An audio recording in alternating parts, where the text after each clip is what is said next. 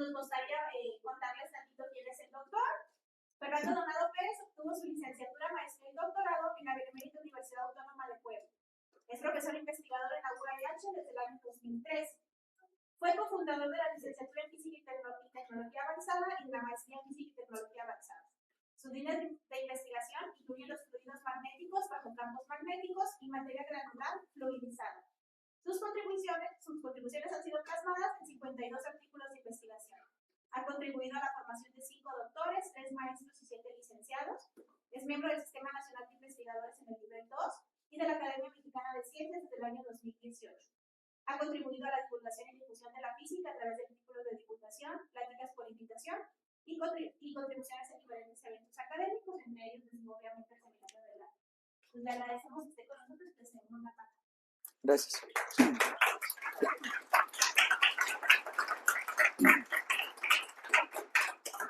Muchas gracias por estar acá. Este seminario pues siempre ha representado un buen foro, un excelente foro para dar a conocer las investigaciones que nos encontramos realizando. Les voy a platicar de 2 investigaciones actuales. Si tienen preguntas acerca de alguna diapositiva que se esté presentando, siéntase en confianza de preguntar en el momento, ¿sí? O también al final, como prefieran. Entonces vamos a comenzar estas pláticas. Es acerca de materia granular y quiero empezar con lo siguiente, ¿no? En la naturaleza, así como nosotros como científicos de ciencias básicas, pues siempre estamos interesados en conocer la naturaleza, en explicar cosas, en describir los procesos que normalmente vemos en la naturaleza, ¿sí? Uno de ellos es las transiciones de fase. Las transiciones de fase pues son muy comunes en la naturaleza. Desde el punto de vista teórico uno puede describir muchas cosas, pero desde el punto de vista, digamos, visual, es muy difícil. Es muy difícil tener una descripción a nivel de partículas. Por ejemplo, uno puede decir, la nucleación sucede en un solo paso, se forma un núcleo y a partir de ahí va creciendo el cristal. Eso lo sabemos porque lo postulamos, porque tenemos algunas hipótesis, pero realmente no lo podemos ver, ¿sí? Es muy complicado. ¿Por qué es muy complicado? Porque los átomos son del orden de 10 a la menos 10 metros y porque las velocidades involucradas pues son muy, muy, muy rápidas, ¿sí? Claro, pues me pueden decir, bueno, es que tenemos microscopios de efecto túnel, tenemos microscopios electrónicos, sí es cierto, pero recuerden que los principios de la mecánica cuántica nos dicen que si sabemos bien dónde está algo, no sabemos mucho acerca de su velocidad, ¿no? Y si determinamos sus cantidades dinámicas, no sabemos mucho de su posición. Es extremadamente complejo ver algo a nivel atómico, excepto en cristales, obviamente, pero ahí pues están quietos los átomos y pues ya no tiene mucho chiste. Pero el proceso mismo de cómo cristaliza algo es extremadamente difícil de ver. Por lo tanto, ¿qué es lo que hacemos? Pues normalmente como físicos pues tenemos algunas otras opciones. Una de ellas es las simulaciones numéricas, ¿sí? Las simulaciones numéricas pues sí nos permiten modelar la naturaleza. Podemos hacer nuestro modelo y poner a la computadora que se ponga a hacer cálculos para describir alguna determinada ecuación. Y la otra opción es a través de experimentos. Y uno de los experimentos que quiero mostrarles tiene que ver con eso, es a través de materia granular. ¿Cuál es la ventaja de la materia granular? Bueno, no la ventaja, sino cuáles son las bondades de la materia granular. La materia granular está hecha de partículas relativamente grandes que podemos ver. Las dinámicas involucradas normalmente son más lentas, entonces podemos ver el proceso, así como, casi como se oye, ¿no? Casi literal. Podemos ver un proceso. El trabajo, en mi caso, como experimental, pues es tratar de reproducir el comportamiento, por lo menos a nivel matemático. Tratamos de reproducir el análogo del movimiento de las partículas a nivel microscópico. ¿Qué quiere decir esto? Usamos, o en mi caso, y en el caso de otras personas, usamos la materia granular como un modelo macroscópico de procesos microscópicos, ¿sí? Y dicho esto, pues vamos a ver de qué se trata todo esto. Entonces aquí tenemos, perdón, aquí ya me estoy adelantando aquí, y era esto lo que quería yo ver, de las transiciones de fase. ¿Cómo describimos transiciones de fase? ¿O qué son las transiciones de fase? La materia se presenta en varios estados de la materia y en varias fases, ¿sí? Los más comunes, los estados más comunes, pues son sólido, líquido, líquido y gas, pero de ahí en fuera, si hablamos de fases, pues existen muchas. Incluso en sistemas sólidos existen muchas fases diferentes. Un sólido puede constar de muchas fases. Y entre las fases puede haber transiciones de fase, ¿sí? Entonces, una de las transiciones de fase, pues es el melting, que es lo que conocemos como fusión, o que es la transición del estado sólido a líquido, o puede haber una ebullición, que es del estado líquido al estado gaseoso, ¿sí? Las transiciones de fase, pues nos ayudamos para estudiarlas, nos ayudamos a través de diagramas de fase. Estos diagramas de fase son diagramas termodinámicos. ¿Qué quiere decir esto que sea termodinámico? La termodinámica es muy bonita, pero tiene un problema, ¿sí? Bueno, yo lo veo como problema. No involucra el tiempo. Aquí cuando vamos de un estado a otro, puede ocurrir en nanosegundos, milisegundos o en siglos, ¿sí? Las transiciones de fase no nos dicen mucho acerca de la cinética de las transiciones de fase. Entonces, si uno quiere describir una transición de fase, uno debe ayudarse de la termodinámica, es cierto, pero también ayudaría mucho si tuviéramos un modelo dinámico del proceso, ¿sí? Entonces, una transición de fase de líquido a gas, aquí ocurre en un solo punto. En un solo punto ocurrió todo, ¿sí? Pero qué tan fácil es eso, no lo sabemos. ¿Cómo estaba por ejemplo, si nos vamos de sólido a líquido, cómo estaba el orden antes y cómo está el orden de las partículas después? No lo sabemos, tampoco nos lo dice la termodinámica. Y de ahí que es importante el uso de modelos macroscópicos para estudiar esos aspectos, esos fenómenos que la termodinámica no nos dice. Para ejemplificar a lo que quiero llegar, me voy a apoyar, voy a empezar con este diagrama clásico, es del agua, ¿sí? ¿Qué tenemos acá? Acá arriba, ¿qué tenemos? Aquí tenemos, bueno, de este lado es presión, de este lado es volumen, y estas líneas que se ven aquí son isotermas, ¿sí? Estas isotermas nos están describiendo el comportamiento de la presión con respecto al volumen. Para temperaturas altas, esas isotermas decaen como uno entre el volumen. O sea, son hipérbolas. Para muy altas temperaturas siempre son así, no hay transiciones de fase. ¿Qué pasa cuando vamos disminuyendo la temperatura? Si no hablamos nada más de la idealidad, si hablamos de sistemas reales, en este caso gases reales o líquidos reales, en los líquidos reales, en los gases reales, sí hay transiciones de fase, ¿sí? El gas ideal, que es con lo que todos nosotros comenzamos como físicos a estudiar, la famosa PV igual a nRT, la ecuación de estado del gas ideal, es muy bonita, podemos hacer muchas cosas, sin embargo, es demasiado ideal, no hay transiciones de fase. Entonces es necesario que las ecuaciones nos digan cómo ocurren las transiciones de fase.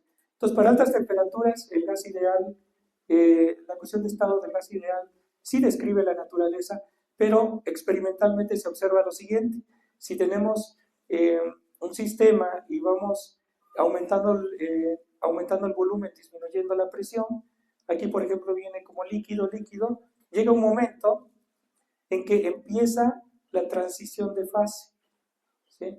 Esta transición de fase se caracteriza por una coexistencia de fases, una coexistencia de líquido y de vapor.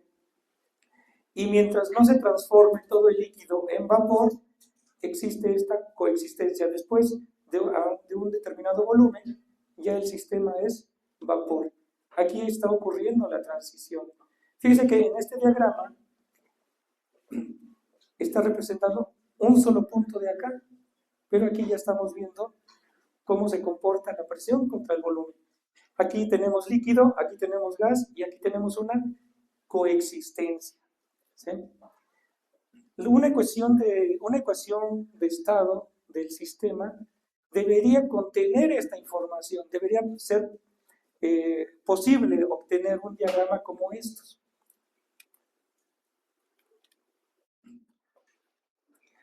Bueno, aquí se está adelantando el video, que era una sorpresa, pero bueno, déjenme explicarles un poquito. Bueno, ya que lo estamos viendo ahí, ¿qué es lo que estamos observando?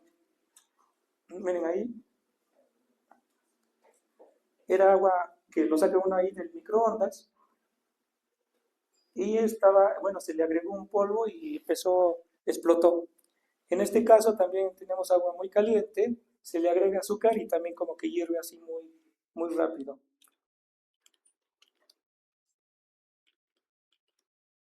Perdón. Ahí está otra vez, meten la cuchara y se ve ahí que hay una ebullición muy rápida. Ahí es dentro de un microondas, hierve muy rápido y explota. Y aquí tenemos agua que se ve muy clarita, pero sufre una perturbación y explota. ¿Sí? Son experimentos que se pueden hacer en su casa, pero no se les recomienda porque puede ser potencialmente peligroso. ¿Sí? Bueno, esos estados son de lo que vamos a hablar, son estados metaestables. Son estados que pueden tener una estabilidad, por lo tanto el nombre de metaestabilidad, ¿sí? Son ligeramente estables, podríamos decir, o tienen una estabilidad, pero no infinita, sino que es finita, ¿sí? En algún momento pueden explotar. Ahora, aquí tenemos la ecuación del gas ideal, como les había dicho, y aquí tenemos la primera corrección al gas ideal, la ecuación de Van der Waals, modificando ligeramente la presión con un término de volumen y el volumen con otro término. Esta ecuación ya nos puede dar transiciones de fase. ¿Sí? Es la ecuación más simple la ecuación de estado más simple que se puede proponer. Ahora, fíjense, lo interesante de esta ecuación es lo siguiente. Si uno grafica esta ecuación, que es una ecuación de tercer grado, aquí tenemos una línea, viene hacia acá y luego hacia acá. ¿Sí? Esta es una línea o una isoterma obtenida de la ecuación de Van der Waals. ¿Sí? Tiene tres raíces, en este caso reales a una presión constante. ¿Y cuál es la diferencia con una isoterma real? Una isoterma real, como las que presenté en la diapositiva pasada, venía así y luego se iba así y después así. La ecuación de Van der Waals no. La ecuación de Van der Waals viene hacia acá, sigue y luego hacia acá. Entonces uno dice, no, pues está mal Van der Waals, ¿no? Es lo que uno podría pensar, lo que uno podría concluir. Y resulta que efectivamente podemos considerar las dos cosas, o podemos decir que está mal Van der Waals, o podemos buscar si hay situaciones en las que Van der Waals aún describa algo. Y esta regioncita, de aquí para acá, se conoce como líquido subenfriado. Y de aquí para acá se conoce como vapor, ¿cómo se llama? Vapor, aquí subenfriado, supercalentado. ¿Sí? Esta línea que tenemos aquí, de aquí para acá, vemos que tiene la misma pendiente negativa que toda la curva que viene desde arriba. Y aquí también hay pendientes que son negativas. Eso físicamente pudiera ser estable o pudiera ser compatible con la física. ¿Por qué? Porque estamos hablando de líquidos. Entonces aquí, por ejemplo, ¿qué quiere decir que la pendiente sea negativa? Por ejemplo, si cambio B, un diferencial de B, ¿qué va a pasar qué va a pasar con la presión? Si la pendiente es negativa, quiere decir que si aumento un poquito el volumen, ¿qué le tendría que pasar a la presión? La presión disminuye, ¿no? Eso quiere decir que esa diferencial es negativa. Y eso es compatible con la física. Si tienes un globo, por ejemplo, y aumentamos el volumen, ¿qué pasa con la presión? La presión disminuye, o al revés, disminuimos el volumen, la presión aumenta.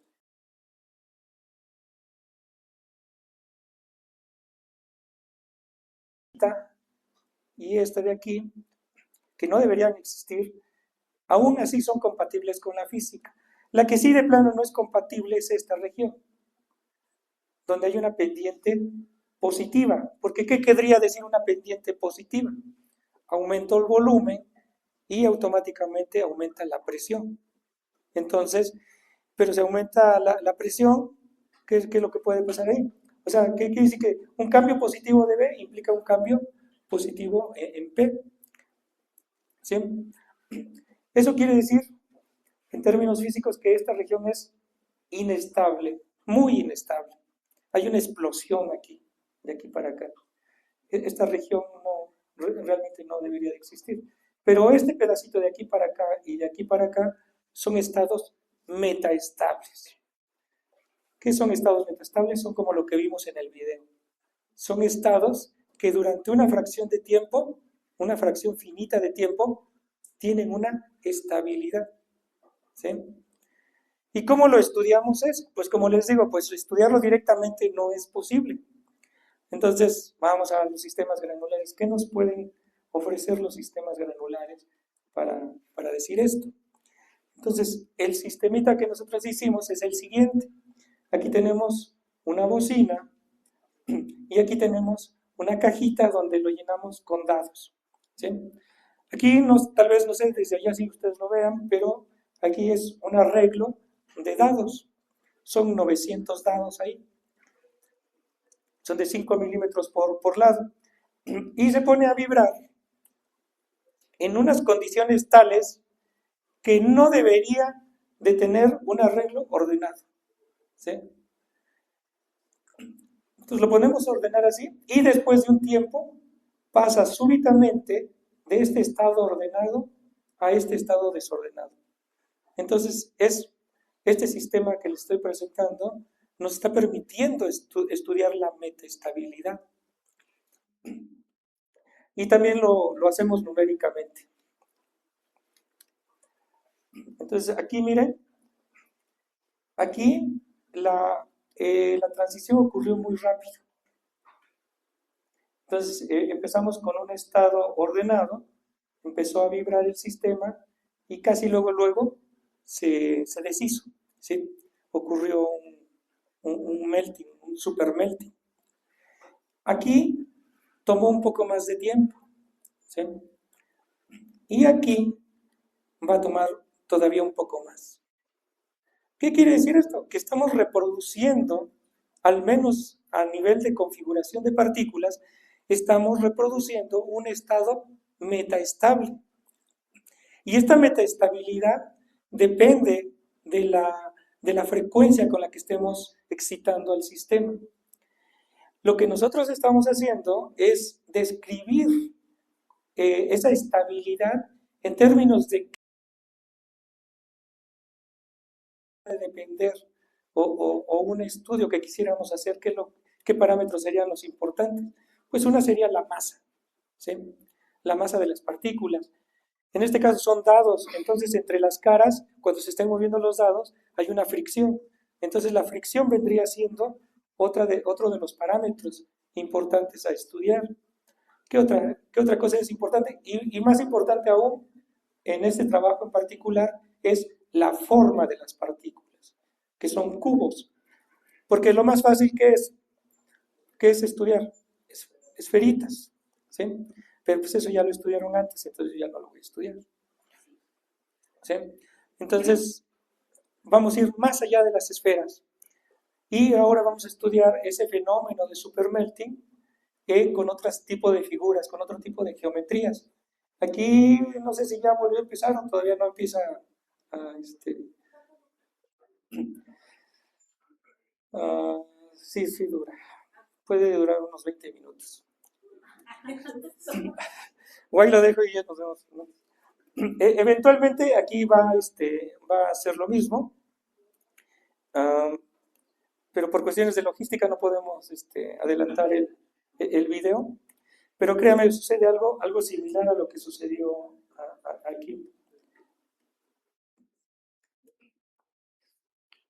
Entonces aquí sucede muy rápido y aquí sucede muy lento. Fíjense, salió un dado y aún así el sistema se sigue conservando metaestable.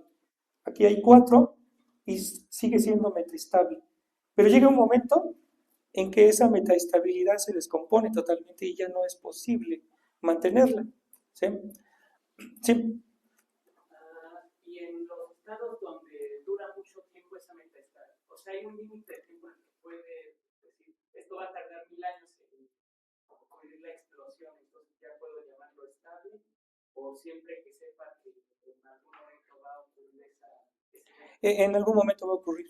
Se le llama metaestable. Sí, bueno, además por unos resultados posteriores que voy a presentar, en este caso está en una condición metaestable, con una estabilidad, digamos, relativamente alta, pero es metaestable.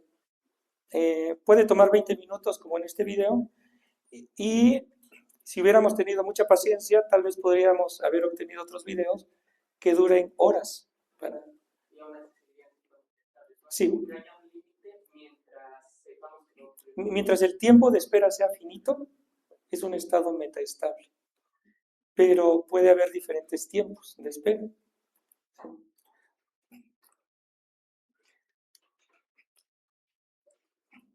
Aquí está el estado ordenado, salió una partícula, aquí salieron creo que 2 y aquí andan otros dados ahí por ahí. Y aquí ya pasó, se completó la transición de un estado ordenado a uno totalmente desordenado. Vean que ya en el último estado, o en el último lapso, ya tardó poquito, de 101 a 108. En 7 segundos ya pasó todavía de un estado metaestable a este que ya es completamente un gas. ¿Sí? Bueno, lo de abajo es casi lo mismo, pero con simulaciones numéricas. Y aquí en estas gráficas se resumen nuestros resultados. Aquí tenemos los datos experimentales a diferentes gamas que tienen que ver con la frecuencia de vibración de nuestra bocina. Para gamas más grandes, pues el tiempo de la metaestabilidad es muy pequeño, pero conforme vamos aumentando o vamos disminuyendo esta gama, ese tiempo de metaestabilidad se va al infinito. ¿Sí? Y eso nos define una asíntota aquí. Nuestro trabajo en el laboratorio fue determinar esa asíntota. Entonces hicimos varios experimentos, cada uno de estos está representando 5 réplicas y bueno, se determinó el tiempo de melting. Si se pueden dar cuenta también, los errores en las mediciones van creciendo. Y es precisamente por lo mismo, de que son estados metaestables. No podemos decir en qué momento se va a producir ese supermelting. Por eso es que el tiempo o en los errores son muy grandes. Y aquí son los tiempos, aquí estamos graficando los tiempos en que tarda en salir un dado, 2, 3, 4, graficamos hasta 6 dados. Y después el tiempo que tarda en salir todo lo demás.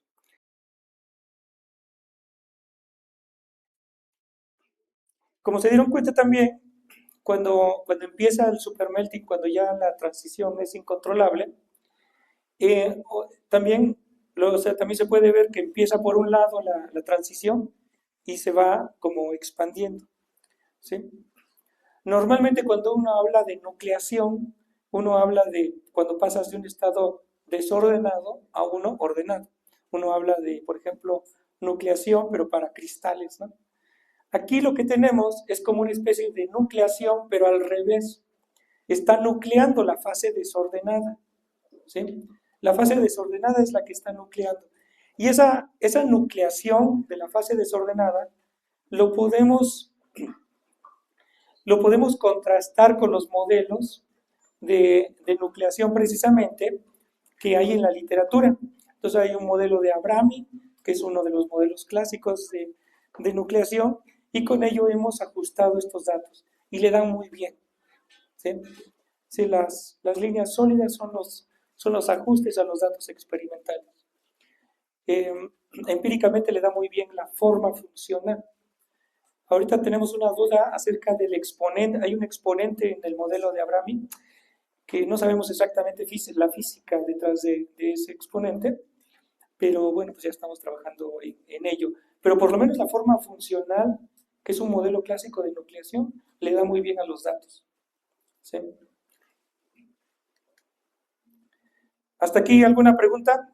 Esto, lo que acabamos de ver, es lo que llevamos nosotros en la investigación, que le llamamos supermelting. ¿Sí? ¿Tienen alguna duda, pregunta? ¿No? No, nada. Bueno, ahora, bueno, les preguntaba si tienen alguna pregunta porque ahora vamos a ir a otra clase de melting, pero es un melting mucho más lento, mucho más desde el punto de vista termodinámico, ¿sí? Y aquí, pues, pues es como si fuera otro tema, aunque también es melting. Entonces, aquí tenemos este melting y aquí, pues, es como un ejemplo, ¿no? Tenemos un cubito que se va transformando en líquido.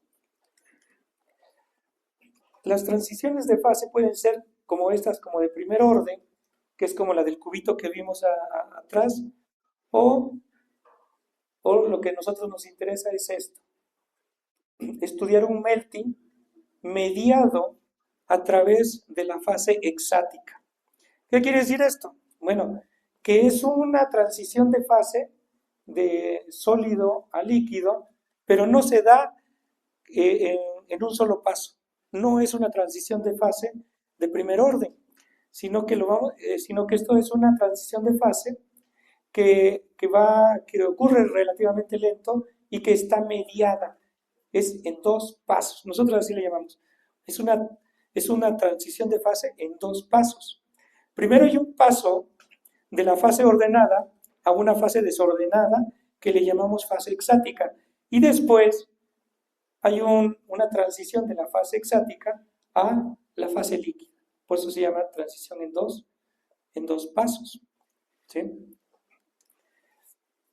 Ahora, esas transiciones en dos pasos, y sobre todo en este sistema bidimensional, tiene constricciones geométricas. Cuando tenemos una transición en 3D, por ejemplo, en 3D no sucede algo como lo que vamos a estudiar acá, porque esto es inherente a un sistema bidimensional. Tiene que ver precisamente con los posibles movimientos que puedan tener las partículas. Aquí tenemos, aquí tenemos una fase totalmente ordenada y queremos irnos a algo desordenado.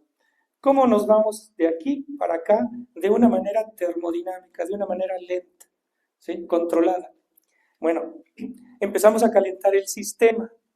Fíjense, esta transición de fase que vamos a ver ahorita es diferente de la anterior, porque la anterior, si se acuerdan, estaba como a una temperatura dada y no le movíamos esa temperatura.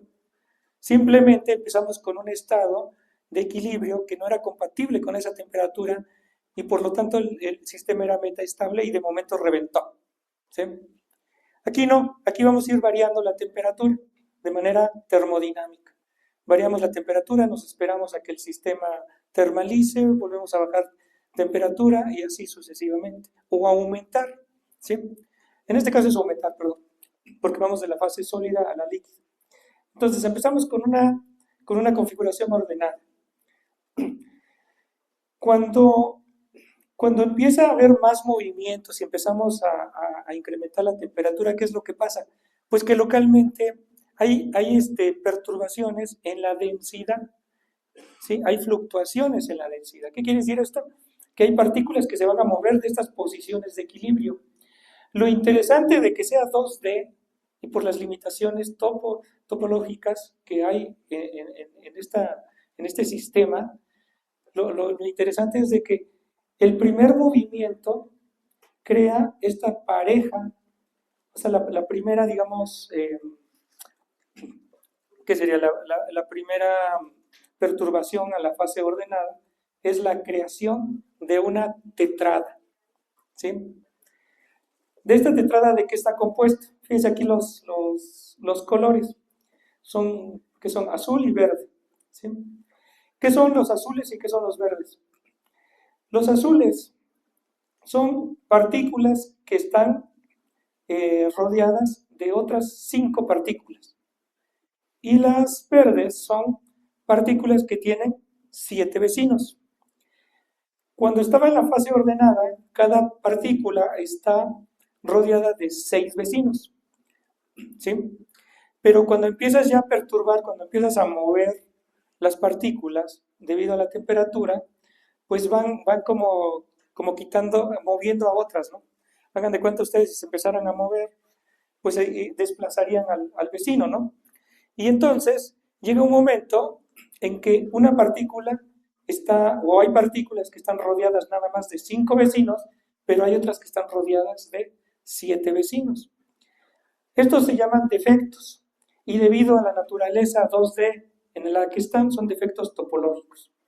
Estos defectos topológicos tienen carga, y en un arreglo como aquí, si tuviéramos 2 de estos aquí, veríamos que interaccionan entre ellos, ¿sí? Por eso también se les asignó carga, porque se comportan de manera efectiva como si estuvieran cargados. Bueno, les decía, lo interesante es que cuando van modificando la temperatura acá, aquí aparecen, aquí adentro, los primeros defectos son tetradas, son 2 pares de 5 sietes, ¿sí? Cada par de 5 7 se llaman dislocaciones. Entonces, aparece una pareja de dislocaciones, ¿sí? Aquí puede aparecer una pareja de dislocaciones, por aquí puede aparecer otra pareja de dislocaciones, por aquí otra. Entonces son tetradas, ¿sí? 2 parejas de dislocaciones. Si seguimos aumentando la temperatura, estas parejas de dislocaciones se separan, ¿sí? Y ahora tenemos que abundan, aquí en este dibujito están las tetradas, ¿no? Aquí tenemos una, aquí tenemos otra, pero si aumentamos más la temperatura, eventualmente esas tetradas se separan. Ya es una dislocación, otra dislocación. Estas, así como están, se llaman disclinaciones. Cuando abundan las dislocaciones, cuando abundan esas, a eso se le llama fase exática, ¿sí? Cuando en la fase exática, y todavía la seguimos calentando más, eventualmente estas disclinaciones se separan. Es decir, el número de dislocaciones disminuye. Y entonces, cuando ya tenemos un estado líquido, pues abundan las disclinaciones libres. Claro, también hay dislocaciones, pero abundan más las disclinaciones libres. Entonces, un proceso en 2 pasos, ¿qué significa? Que vamos de aquí para acá, de un estado ordenado a uno donde abundan las dislocaciones, ¿sí? Y eso le conocemos como fase exática. Y luego la fase exática migra o se transforma a la fase desordenada, ¿sí? A eso le llamamos un proceso en 2 pasos. Aquí tenemos otras figuritas que en vez de tomar los puntitos de las partículas, pues se fijan como en los polígonos de Voronoi, ¿sí? Para ver exactamente lo mismo. Bueno, dependiendo de la forma de las partículas y de sus interacciones, puede haber diferentes tipos de de estas imperfecciones en la red, ¿sí? Entonces, de defectos. Aquí, por ejemplo, bueno, cada uno de estos dibujos está representando, bueno, este no, este es el ordenado. Estos son diferentes tipos de defectos topológicos en este sistema compuesto por partículas que son alargadas, ¿sí? Si quieren oír algo más físico, pues sería como cristal líquido, por ejemplo. Cristal líquido está compuesto por partículas así. Entonces, en este caso, pues existen más tipos de defectos debido a la forma de las partículas y se tienen asociadas una carga topológica, que básicamente es una integral de línea alrededor de estos puntos, ¿sí? Y el hecho de llamarle carga es porque realmente interaccionan como si fueran partículas cargadas. Es decir, podemos tener una dinámica de defectos topológicos, ¿sí?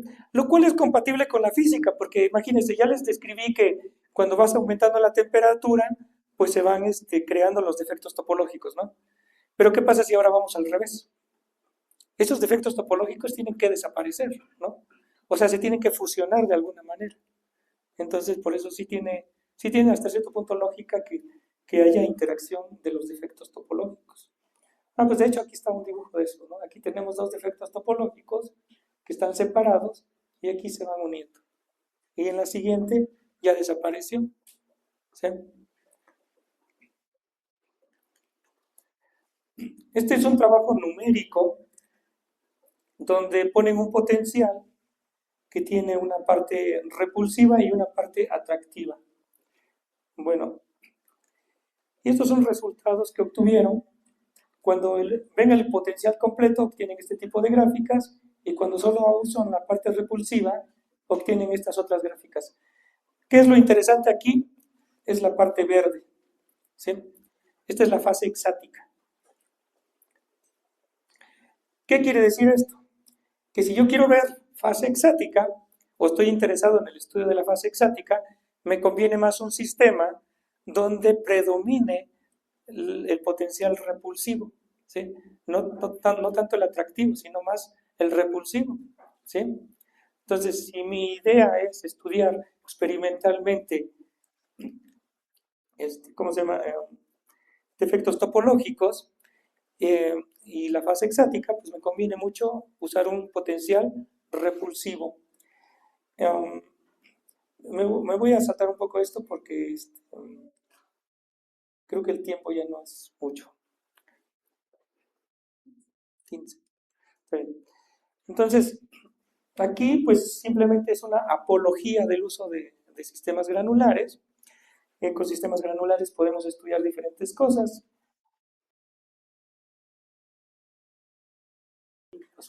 Ahí está.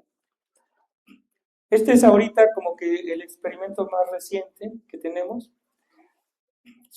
Esto está hecho con una mesa de hockey, una mesa de aire. Estas son disquitos de acrílico y en medio tienen un imán. ¿Recuerdan lo que les dije del potencial anterior?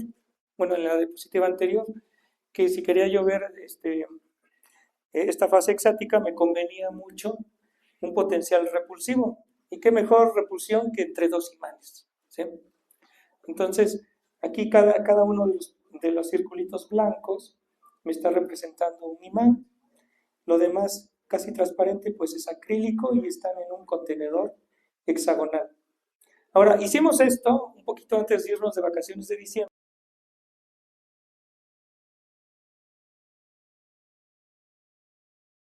Rápidamente estas partículas tomaban posiciones de equilibrio y se movían nada más en esas posiciones de equilibrio. Eran estados como muy ordenados. Entonces empezaba yo con una configuración ordenada y le quitábamos partículas y al comienzo le quitas una partícula, se desordena, le quitas dos, empieza a desordenar y parece que todo iba bien, pero llegaba un número de partículas que le quitabas y entonces otra vez se volvió a ordenar, ¿sí? Aquí teníamos una configuración de 8×8, pero eventualmente si ustedes le van quitando partículas, esta configuración va a quedar compatible con un arreglo de 7×7 y otra vez estaban ahí ordenadas. Entonces ya no obteníamos una transición de algo ordenado a algo desordenado. ¿Sí? Eso por otra parte es interesante porque hay una conmensurabilidad entre la forma de las partículas y el número de partículas. Perdón, en la forma del contenedor y el número de partículas. Entonces lo que hicimos aquí fue poner electroimanes. Estos electroimanes están accionados por una señal senoidal y entonces están a 2 Hz y entonces eventualmente están atrayendo y repeliendo los imancitos. Y con eso estamos fluidizando al sistema, ¿sí? Y por lo tanto empiezan a moverse.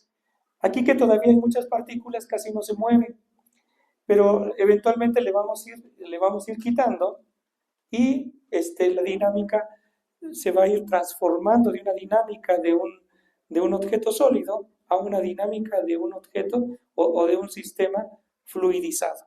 ¿Sí? Y estos experimentos son ahí trabajando en el laboratorio y él está haciendo estos experimentos. Entonces, aquí tenemos una configuración ordenada y aquí ya tenemos configuraciones desordenadas. Estas configuraciones desordenadas y ordenadas uno les puede, digamos, a cierto número de partículas uno puede calcular trayectorias con Image. Nosotros usamos ImageJ para calcular trayectorias.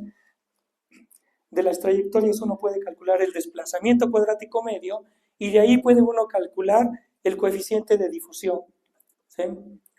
Que son cantidades que pues normalmente se estudian en la literatura.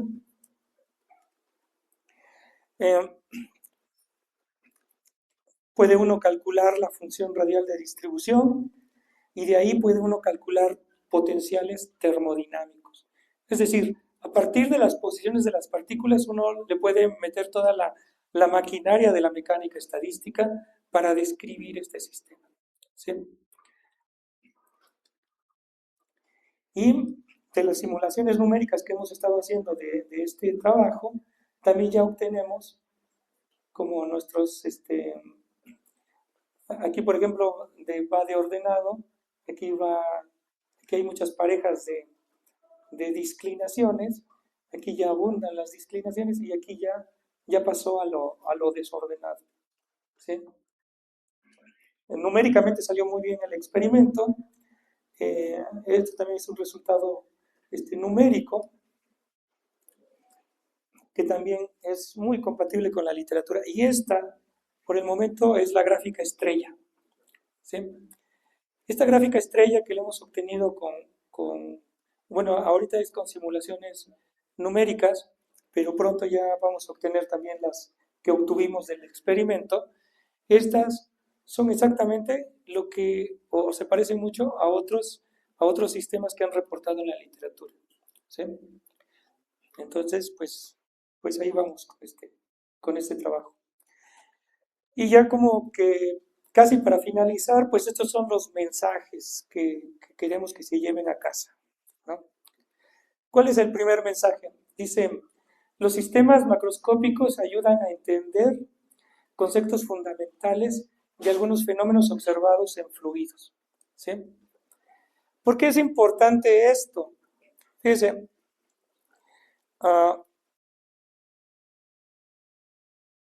investigación, básicamente, bueno, si uno tiene mucho dinero, puede uno tener mucha maquinaria, muchos equipos de laboratorio y pues ya se estudia de manera directa, ¿sí?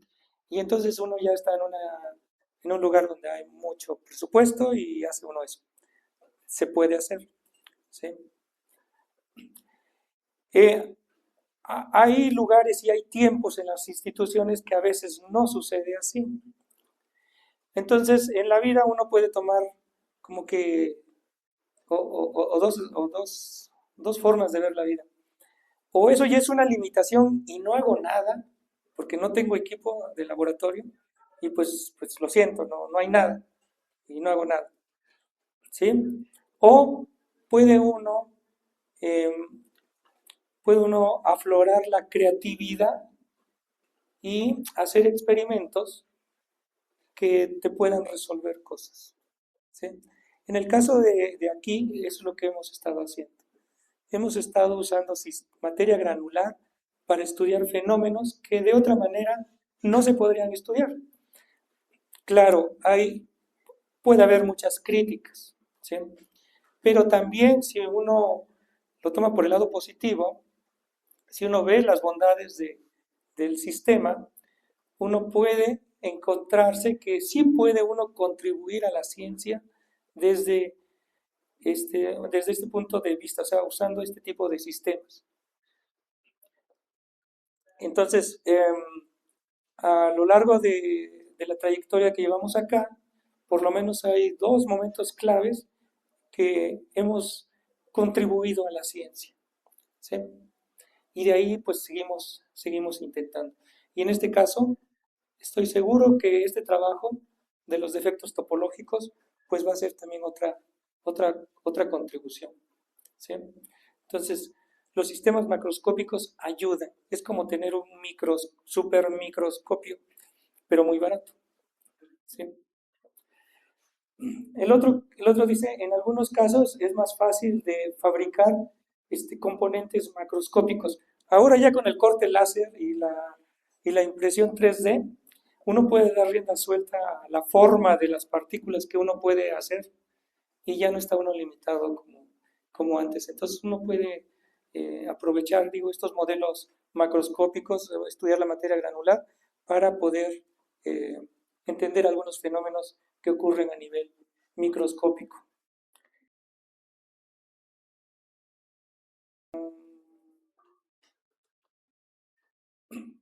Bueno, aquí básicamente quería escribir que también puede uno estudiar otras cosas en materia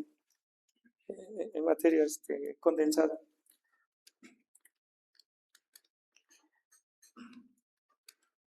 Perdón, ¿qué hice? Aquí Luis Vincent, que es el que está realizando los experimentos de los defectos topológicos. El doctor Francisco está colaborando ahí activamente. Él desde el punto de vista teórico y también computacional. Y el doctor Felipe Pacheco a nivel de experimental, sobre todo en el tema de superheating. Y aquí pues otros colaboradores que también pues he tenido el honor y el gusto de que han colaborado conmigo usando materia granular para entender cosas a nivel microscópico, ¿sí? Pues me gustaría que tuvieran dudas y que me dijeran, bueno, me hicieran preguntas, por lo menos para que no se sienta feo. No, le agradecemos con un aplauso y pasamos a la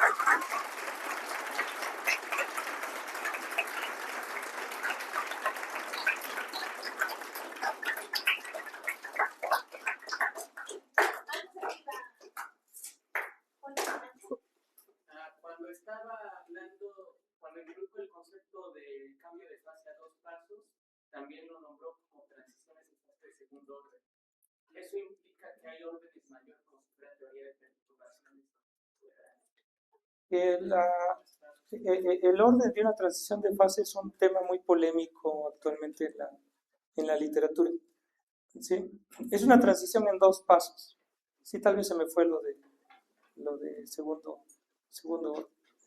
Y otra pregunta que tenía es cuando comentó que en el último experimento que está haciendo de las plaquitas sí, que cuando quitas suficientes placas, pues se vuelve a tomar una forma ordenada, solamente que los polígonos son como que de un lado menor, ¿no? Mayor. Ajá, sí, cuando vas quitando partículas, después como que el espaciamiento es mayor. Sí, pero los lados de los polígonos, porque ven que se puede representar cuántas partículas tiene de espacio. Sí, es menor. Sí. Menor.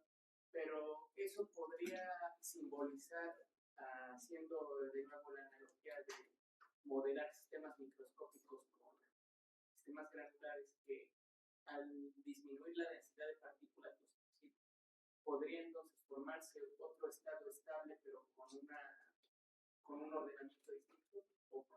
Bueno, es el mismo ordenamiento, pero con otro parámetro de red. Ajá. Y en la literatura también hay Bueno, tal vez no tenga mucho que ver, pero me acordé ahorita de los llamados números mágicos en los núcleos atómicos. Cuando tienes cierto número de nucleones, se cierran las capas completas, ¿sí? Y cuando le pones un nucleón más, ya se vuelve como, no inestable en el sentido radiactivo, pero sí se vuelve más reactivo el átomo, ¿no? Por ejemplo, los que nada más tienen un electrón en su capa de valencia, pues son más reactivos. Pero son átomos, por ejemplo, cuyo núcleo ya no está completamente cerrado, ¿no? Cuando está completamente cerrado, los átomos son neutros, por ejemplo. Entonces es como un ejemplo de la naturaleza donde también se dan estos como números mágicos, ¿sí? Cuando se van cerrando capas, por decirlo así.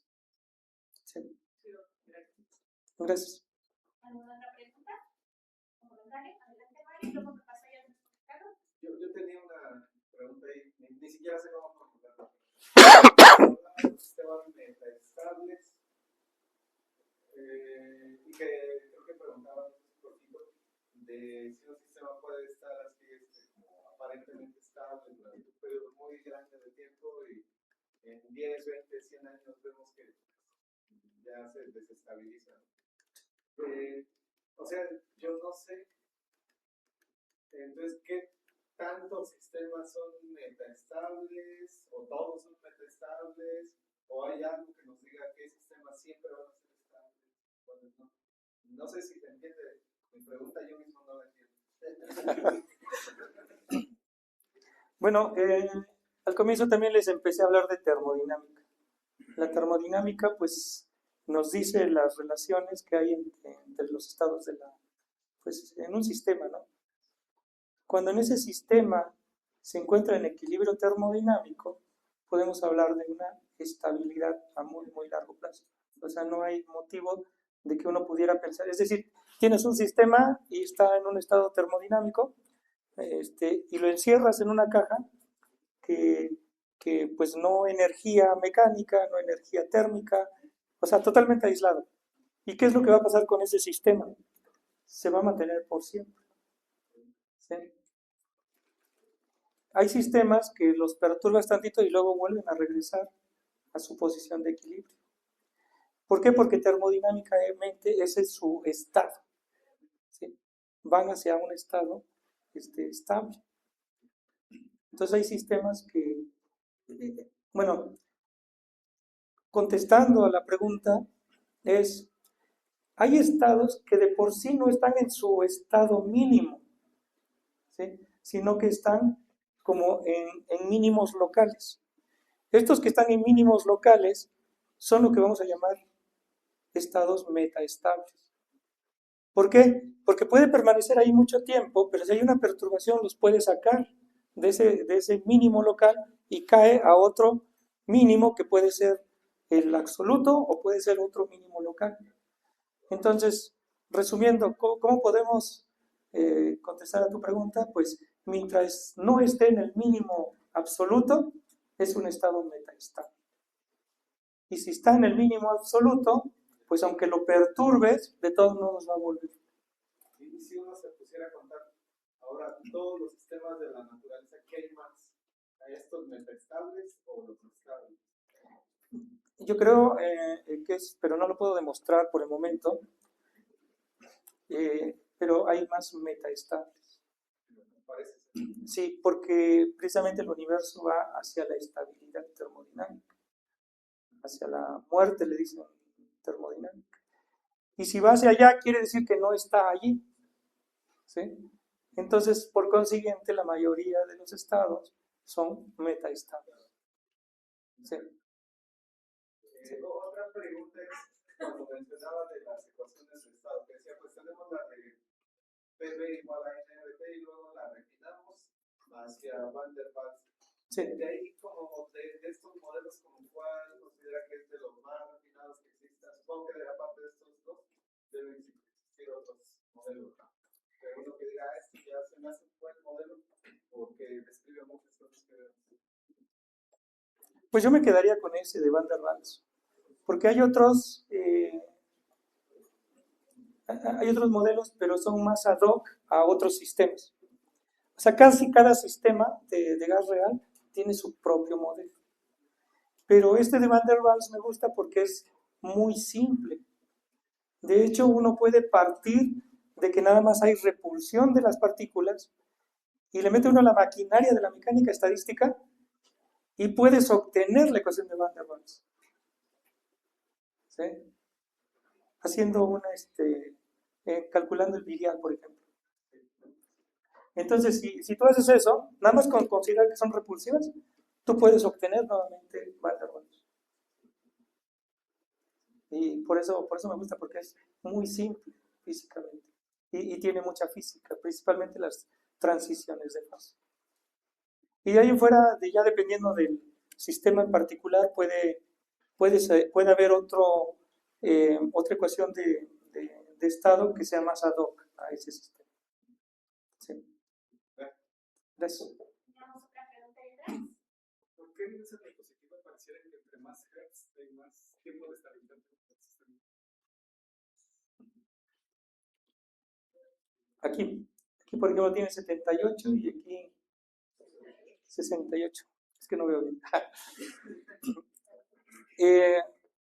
Fíjate, cuando uno calcula el parámetro gamma, que es el que nos dice qué tanto vibra el sistema, ese depende de la frecuencia y depende de la amplitud. Entonces, y depende linealmente con la frecuencia, ¿sí? Y también linealmente con la amplitud. Y entonces, eso fue una de las primeras preocupaciones que tuve, ¿no? ¿Por qué a mayor frecuencia, pareciera ser que tengo menor gamma? Mi gamma es como que la aceleración del sistema comparado con la gravedad. Y digo, en vez de que aumente yo la frecuencia y disminuya gamma, perdón, que aumenten las dos cosas, que sería como lo más natural, digo, parece lo contrario, ¿no? Y sí, efectivamente, este de aquí, por decirlo así, vibra menos que este de acá. Y sí llama la atención, ¿no? Y después dije, no, pero ¿qué es lo que está mal aquí? Y no es que estén mal las cosas, sino que es algo que es inherente a la inercia. Cuando tú tienes un sistema vibrado, siempre mientras más rápido lo quieras mover, es como si tuviera una resistencia más grande. Entonces te cuesta más, ¿sí? Entonces la respuesta de la bocina a frecuencias grandes es bajar la amplitud, ¿sí? Puedes tener frecuencias más altas, pero la amplitud es más pequeña. Entonces en este caso, aumento frecuencia, pero la amplitud va decayendo mucho más que el aumento que tendría por la pura frecuencia. Es decir, la gamma disminuye, no porque aumentó la frecuencia, sino porque disminuyó mucho la amplitud. ¿Sí? Hay como una impedancia acústica aquí. ¿No tiene que ver con la resonancia de los objetos? ¿Con la qué? Resonancia. No, en este caso no. Sí, más bien es la forma en cómo está reaccionando la bocina con respecto a la frecuencia con la que lo estás alimentando. Y también depende con qué lo estés alimentando. En electrónica es muy común ese fenómeno, la impedancia. Entonces tú quieres accionar algo a mayor frecuencia y pues hay una mayor resistencia. ¿Sí? Una resistencia reactiva se llama, ¿verdad? Los electrónicos. ¿Dónde está Pedro? Sí. Sí, más o menos. ¿Alguna otra pregunta? Pues si no hay más preguntas, le agradecemos nuevamente a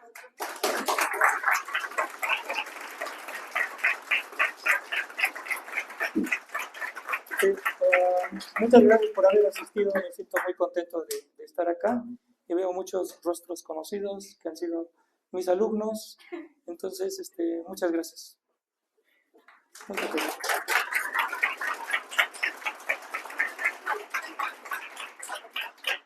Sí, antes de que se vayan, por favor, nada más rapidito le vamos a entregar su reconocimiento